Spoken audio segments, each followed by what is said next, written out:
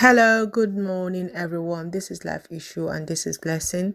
Thank you, everyone that comes to my channel to watch the latest video and to join our conversation. I'm going to show you a video that was sent to me by someone, and I'll come back and I'll talk to you about what the person said and what actually happened. I mean, sometimes people send you videos, people send you story. I think as a blogger, it is your duty to research that video before you even start posting. Now, I could have just, done the video with what the person sent to me without researching, and then I could have sent the wrong information. So watch this video. If you've not seen it, then I'll come back and I'll talk about it.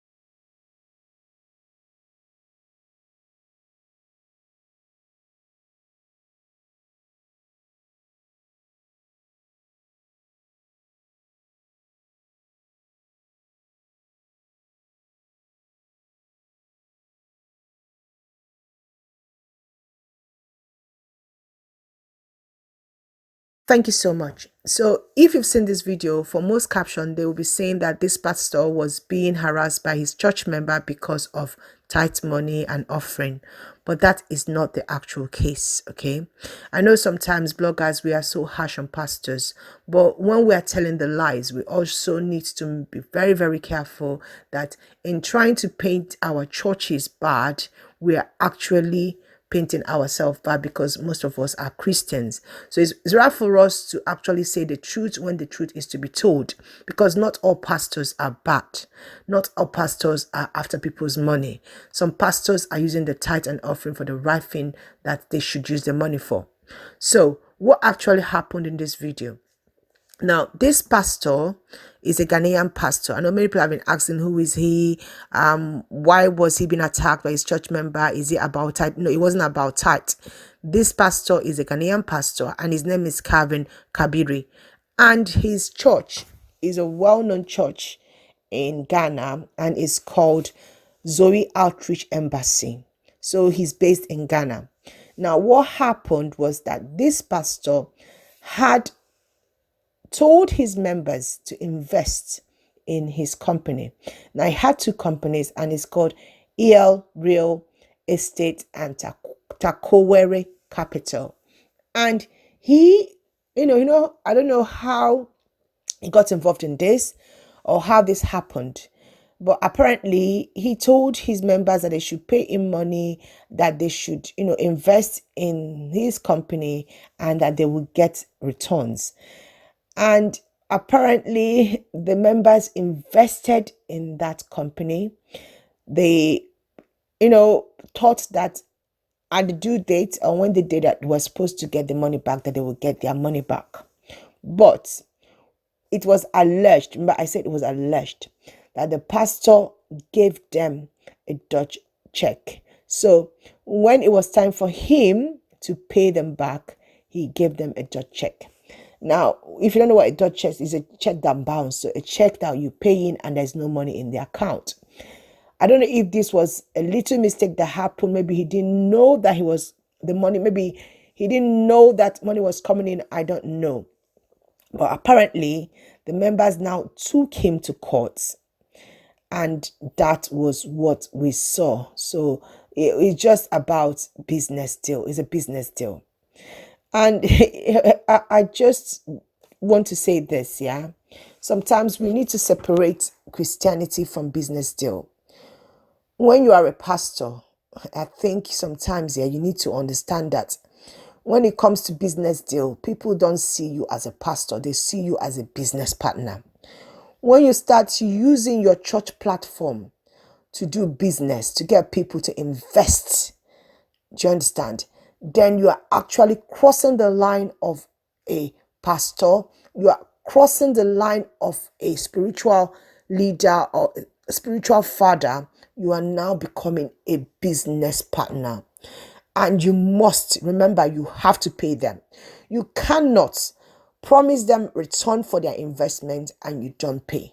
It's not tithe and offering. They paid into a business. They expect to be paid back. Well, from what you can see, they are very angry. They want their money back. And I'm going to tell you to just pay them. Just pay them. You are driving a Range Rover. Sell the Range Rover. You might have other cars, other businesses, or other, avenue of making money. Increase the tithe in the church. Do something. Just pay them. You don't need this as a pastor. And this is not just the only pastor that I've heard this say that have gone into this kind of problem because they missed Christianity and their churches with business ideas. Pastors are opening bank accounts for people by opening up a bank. Pastors are doing real estate. They are going into businesses and schools, and they are now making. I think it's mixing. It's not good to mix both things. Let Christianity be Christianity and let business be business. Once you mix it together, you lose that figure of being a spiritual leader. That's my take on this. And even if he wanted to do, he could have gotten someone, maybe his deputy pastor, maybe a member, somebody else that is not him. They won't even know he's linked to it. But when he brings himself that it is him doing business with this church member, he is actually crossing the line of trust, because they will do business with him because he is their pastor, because he's told them, maybe God has shown him that this business is going to be real. He's going to, so people give him that money with those assurances.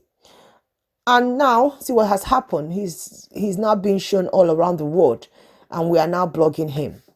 Anyway, this is actually what happened. I don't know what you guys think about this. Should pastors actually be doing businesses with their members and getting their members to buy into their business. I mean, is it not, crossing the line of trust? Are they not using their position as pastors to milk their members? Members will pay tithe, they will pay offering, they will give special seed, they will give pastor's birthday, they will do everything. Now you now want them to now carry business into it so that all their money is tied to you. Now, wow, this one now complete caging of your members. I don't know what is going on. I think sometimes there should be a little bit of regulation. There should be a limit to what a pastor should do. That is why sometimes in the Western world it is quite different. Is wrong. I just feel it's morally wrong. I don't think it is right for him to have not paid them if he did business with them. Forget that he's a pastor. He has to pay them. He's a businessman now. He's not a pastor to them. They did business with him. So he has to pay them. But they shouldn't have beaten him anyway. They shouldn't have attacked him anyway. But hey, people are angry. People are just angry. People are all over are angry. They're angry with what is happening in Christianity. Let's get that clear. Many people are so angry seeing them poor and their pastor flaunting. He even came to church with Range Rover. Can you imagine? Brand new Range Rover. That's what he came to the court with. That's why they wanted to beat him up, because they can see their money. Why didn't he come with a taxi or something? And he had the infantry to stop and come out to come and tell them, Holy Spirit, stop, or what? I mean, people don't get it. When it comes to people's hard-earned money that they have saved so much, and you told them that they're going to return, they don't care. They don't see you as a pastor anymore. People need to understand. Don't mix Christianity with business. Be a spiritual father and leave business for someone else. That is my take on this. I don't know what you guys think. These are people comment on this, and I'm going to post it there. What do you guys think? Just drop it. Thank you. I mean, people are saying, every criminal is not a pastor. You must be careful about prayer house, because when you go to this, yeah, I mean, people are now using Christianity for something else. Well, that's my take. Just read what people's comments are and drop your own comment. Thank you so much. God bless you. Bye-bye.